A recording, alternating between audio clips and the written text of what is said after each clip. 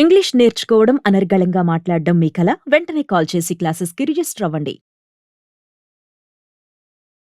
నమస్తే రమగారు. నమస్తే జియా. రమగారు, మనం సప్త చిరంజీవులు మాట్లాడుకుంటున్నాం కదా. అశ్వత్థామ గురించి మాట్లాడుకున్నాం. నెక్స్ట్ ఎవరండి? బలి చక్రవర్తి. ఆహా. అశ్వత్థామ బలిర్ వ్యాసో కదా. ఈ బలి చాలా గొప్పవాడు, మహాదానపరుడు. ఎలాంటి దానపరుడు అంటే భగవంతుడికే దానం చేయగలిగిన వాడు. భగవంతుడికి దానం చేయటం అనే ఒక అత్యద్భుతమైన క్రియ కోసం ప్రాణాల మీద ఆశ వదిలేసుకున్నాడు ఆయన. భగవంతుడికి దానం చేయటం అంటే అసలు ఇక ఇంకేం లేదు, అంతే కదా. అర్థమైనా కూడా ఆ దానం చేసే దాంట్లో నుంచి బయటికి రాల.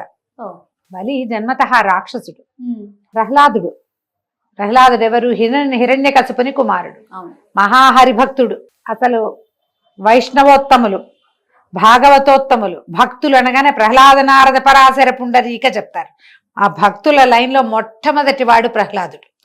మహావిష్ణు భక్తుల వరసలో పరంపరలోనే మొదటివాడు ప్రహ్లాదుడు. ఆయన కుమారుడు విరోచనుడు. విరోచనుడి కుమారుడు బలి. అంటే ప్రహ్లాదుడికి సాక్షాత్తు సొంత మనవడు. కానీ సహజంగా రాక్షస గుణం. ముత్తాతకున్నట్టుగా హిరణ్యకశిపుడికున్నట్టుగా విష్ణుద్వేషం ఉన్నవాడు కాదు, భక్తుడే.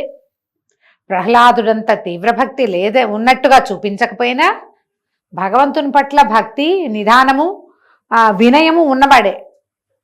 కానీ ఈయనకి త్రిలోకాలని జయించాలన్న కోరిక. ముల్లోక సామ్రాజ్యం కావాలి, భూలోకంలో ఉన్నారు, స్వర్గాధిపత్యం కావాలి. ఆ కోరికతోటి ఈయన ఎన్నో యాగాలు చేశాడు. స్వర్గం మీద దండెత్తి వెళ్ళాడు కూడా. ఒకసారి ఓడిపోయాడు. రెండోసారి శుక్రాచార్యుడిని తనకి గురువుగా పెట్టుకుని విశ్వజిద్ది అనే ఒక యాగం, అద్భుతమైన యాగం చేసి స్వర్గాధిపత్యాన్ని సంపాదించాడు. స్వర్గాన్ని గెలిచాడు. స్వర్గానికి రాజే దేవేంద్రుణ్ణి తరిమి కొట్టేశాడు. ఈ దేవతలందరూ చెట్టుకొకరు పుట్టకొకరు అయిపోయారు. అలాగని బలి దుర్మార్గుడు, యజ్ఞయాగాదులు ఆపేవాడు కాదు, స్వయంగా యజ్ఞాలు చేసేవాడు అతను. లోకాధిపత్యం కావాలి, త్రిలోకాధిపత్యం, స్వర్గం జయించేసుకున్నాడు అంతే. ఇంకా దేవతల్ని చెలకట్టనివ్వల. ఇక వాళ్ళకి లభించవలసినవన్నీ తనే పుచ్చుకున్నాడు. అవి మామూలుగా యజ్ఞం చేస్తే యజ్ఞంలో నుంచి వెళ్ళే హవిస్ అంతా కూడా దేవతలకు కదా చెందేది. అవునండి. అలాంటివి కాకుండా చేసుకునేవాడు. తను యజ్ఞం చేసి దేవతలకి బలం వచ్చేలాగా చేసినా వాళ్ళు తన అదుపులో ఉండేలాగా చేశాడు. అయితే చెట్టుకొకరు పుట్టకొకరు అయిపోయారు దేవతలు. అయిపోతే ఈ దేవతల తల్లైన అదితి పరమ దుఃఖంలో మునిగిపోయింది. నా కుమారులంతా ఇట్లా చెట్టుకొకరు పుట్టకొకరు అయిపోయారు, ఈ దుఃఖాన్ని భరించలేకుండా ఉన్నాను నేను. భర్త కశ్యప ప్రజాపతి దగ్గర దుఃఖపడింది. బలిని నిర్జించేవాడు కావాలి నాకు. ఈ బలి మళ్ళీ ఎవరో కాదు కదా, కశ్యపుడికి ఇంకొక భార్య వల్ల కలిగిన సంతానం తాలూకు అదే వంశంలో పుట్టినవాడే. కానీ అతడి వల్ల వీళ్ళందరూ ఇదైపోయారు, దేవతలంతా చెట్టుకొకరు పుట్టకొకరు అయిపోయారని చాలా దుఃఖించింది ఆవిడ. అప్పుడు ఆయన ఏం చేశాడట, కశ్యప ప్రజాపతి బలిని నిర్జించే కుమారుడు కావాలని పయోభక్షణ వ్రతం అని ఒక వ్రతం ఉపదేశించట. 12 రోజుల పాటు కఠినమైన నియమంతో ఈ వ్రతం చెయ్యి, నీకు బలిని నిర్జించగలిగేవాడు కుమారుడుగా జన్మిస్తాడు అని. ఎవరు బలిని నిర్జించగలిగిన వాళ్ళు? రాక్షసాంతకుడెవడు? హరి. ఆయన అదితి గర్భ సంజాతుడుగా జన్మించాడు. అదితికి కుమారుడుగా పుట్టాడు. ఆవిడ వ్యాస భారతంలో, వ్యాస రాసిన భాగవతంలో అయితే 1000 సంవత్సరాలు గర్భం ధరించింది అని రాశారట. అలా ఉన్నది, చాలా సుదీర్ఘ గర్భం అది. కానీ ఆమెకు ఒక చూడ చక్కని కుమారుడు కలిగాడు, వామనుడు. ఆయన చిన్నవాడు, కానీ విష్ణువు అలా జన్మించాడు.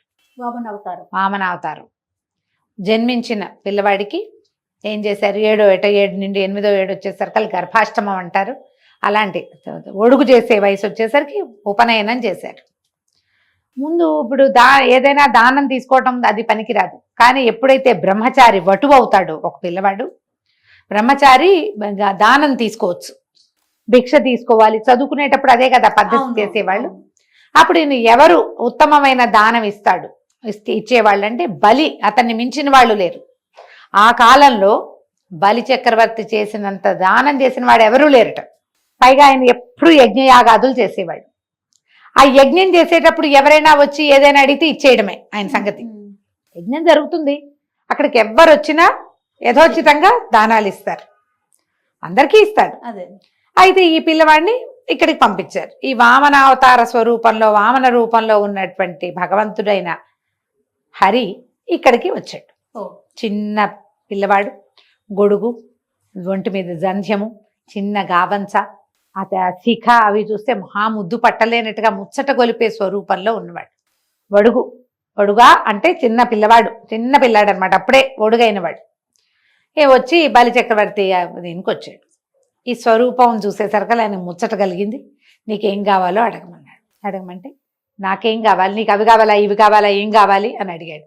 అవేమి వద్దు, జపం చేసుకోవడానికి కూర్చుని అనుష్ఠానం చేసుకోవడానికి 3 అడుగుల నేల ఇవ్వమన్నాడు. అయితే శుక్రాచార్యుడు ఈయనకి యజ్ఞం చేయటానికి సహాయంగా ఉన్నాడు. ఈ శుక్రాచార్యుడు ఎప్పుడైతే ఈ బాల స్వరూపము నడిచి వస్తుంటే ఆయనకి ఆ బాలుడి వెనకాల ఒక పెద్ద రూపం తెలుస్తోంది. ఆయన ఈ బాలుడిలో లోపల ఉన్నటువంటి విష్ణువుని ఆయన పసిగట్టేశాడు. పసిగట్టి ఈయనకు చెప్పాడు, దానం చెయ్యొద్దు నువ్వు, ఎందుకంటే తను అతిథికి బాలుడు కాదు, అతిథి గర్భసంజాతుడు చెప్పాడు ఆయన. విష్ణువే ఇట్లా జన్మించాడు, నిన్ను నేలమట్టం చేయటానికి వచ్చాడు, ఇతనికి దానం ఇవ్వద్దు అని చెప్పాడు. చెప్తే బలిచక్రవర్తి ఒప్పుకోలే. మాట ఇచ్చానన్నా. ఇప్పుడు నేను యజ్ఞం చేస్తున్నా, ఈ సమయంలో ఎవ్వరు వచ్చినా నేను దానం చేయవలసిందే. పైగా వచ్చినవాడు హరే అయితే, విష్ణువే అయితే, విష్ణువంతటి వాడి చెయ్యి కింద నా చెయ్యి పైన అవుతుంది. బా, ఇంతకు మించింది ఏదైనా ఉందా? ఆ చెయ్యి ఎలాంటిది? లక్ష్మీదేవిని, ఆమెను ఆపాదముస్తమస్తకము ముట్టుకోగలిగిన చెయ్యి అది. ఆయన చెయ్యి విష్ణుమూర్తి అంటే ఏమిటైనా లక్ష్మికి భర్త, సామాన్యుడు కాదు కదా, ప్రపంచ నిర్మాణ శక్తి, ప్రపంచాన్ని నడిపేవాడు. అది పక్కకు పెడితే ఏ సంపద కోసం, ఏ ఐశ్వర్యం కోసం, ఏ అభ్యున్నతి కోసం ప్రాణులు తహతహలాడుతాయో ఆ అభ్యున్నతికి స్వరూపమైన లక్ష్మీదేవిని ఆమె తల ముట్టుకోగలడు, ఆమె శరీరాన్ని ముట్టుకోగలడు, ఆమెని ధరించగలిగిన వాడు, సర్వహక్కులు ఉన్నవాడు, ఆమెని హృదయంలో భరించగలిగిన వాడు. అలాంటి చేయి కింద నా చెయ్యి మీదవటం కంటే ఇంకేమైనా కావాలా? నాకు ఏం అక్కర్లేదు.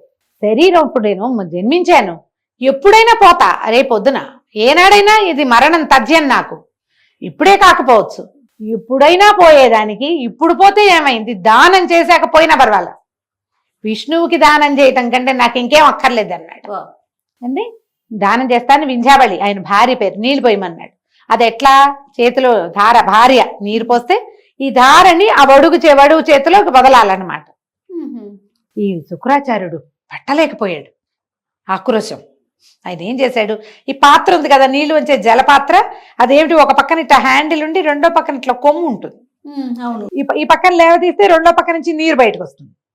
అందులోకి అడ్డం వెళ్ళిపోయాడు, వదలనివల నీళ్లు పట్టల్లా. అయితే ఈ పిల్లవాడు బ్రహ్మచారి ఉన్నాడు కదా మన వాడు వామనుడు, ఆయన అన్నాడు ఏదో అడ్డం పడిందని దర్భని తీసి ఇట్లా పొడిచాడు ఆ కంతలోకి. ఏదో అడ్డం పడింది, ఏం చేస్తాం, ఏదైనా పుల్ల పెట్టి పొడమమా? దర్భ పొడిచేసరికి శుక్రాచార్యుడి కనుక గుచ్చుకుందని. ఆయన ఉన్నాడు కదా లోపల, కంటిని అదువుకుంటూ బయటకు వచ్చేసాడు. ఇంకేం చేయలేకపోయాడు, జలం పడింది. ఈయన చేతుల్లోంచి వటువు చేతిలోకి వెళ్ళిపోయింది. 3 అడుగుల నేల. తీసుకో, నీకు ఎక్కడ కావాలంటే అక్కడ ఆ నేలని అనగానే ఇక ఈయన ఏం చేశాడు, ఇంకా పెరగటం మొదలుపెట్టాడు. ఇంతున్నవాడు పెరిగి పెరిగి పెరిగి పెరిగి ఇంతయి వటుడింతయి అని చెప్తారు పద్యం. పోతన గారి పద్యం సూపర్, అసలు మామూలు పద్యం కాదు అది. ఎట్లా పెరిగాడంటే ఆకాశము పైకి వెళ్ళిపోయింది ఆయన కాలు.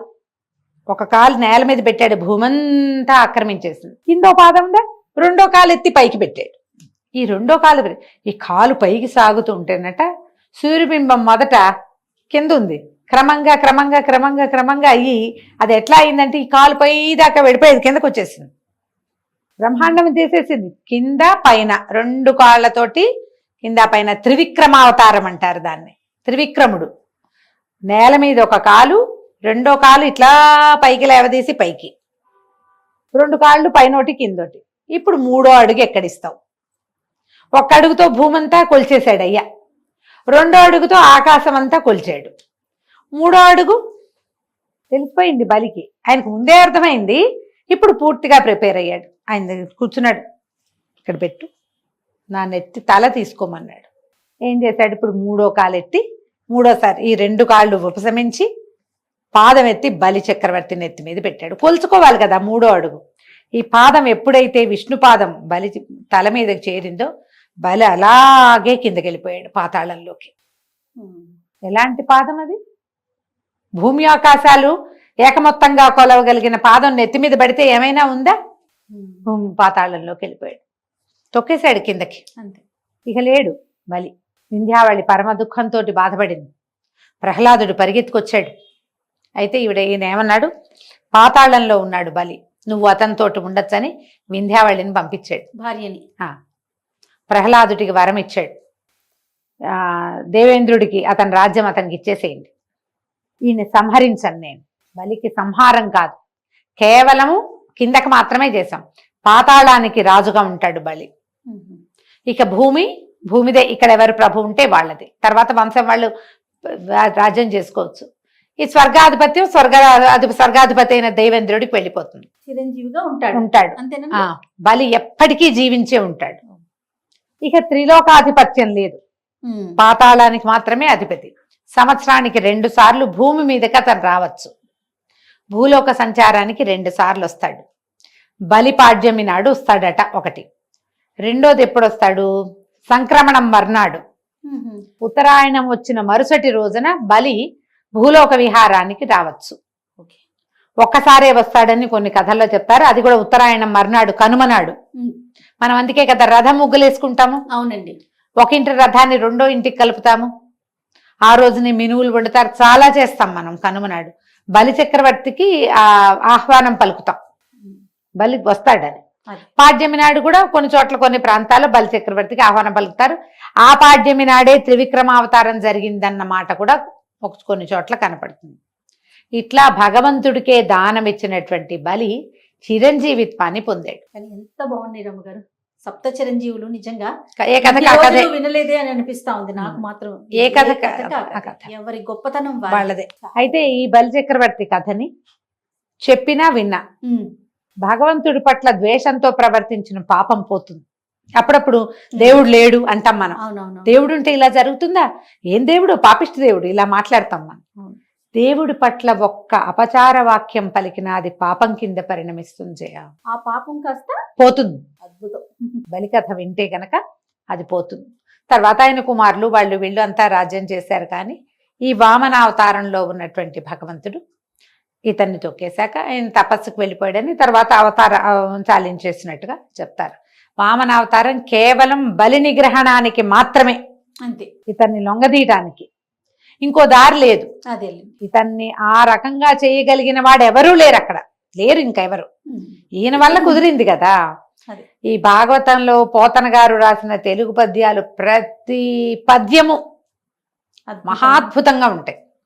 కుదిరితే ఈ వామన చరిత్ర మా భాగవతంలోది చక్కగా ప్రత్యేకంగా చదువుకోవచ్చు. దానివల్ల కూడా మనకి ఎక్కడి నుంచి వస్తున్నాయో సమస్యలు అర్థం కాని కొన్ని పరిస్థితులు ఉంటాయి, ఏమిటో వచ్చేస్తుంటాయి ప్రాబ్లమ్స్.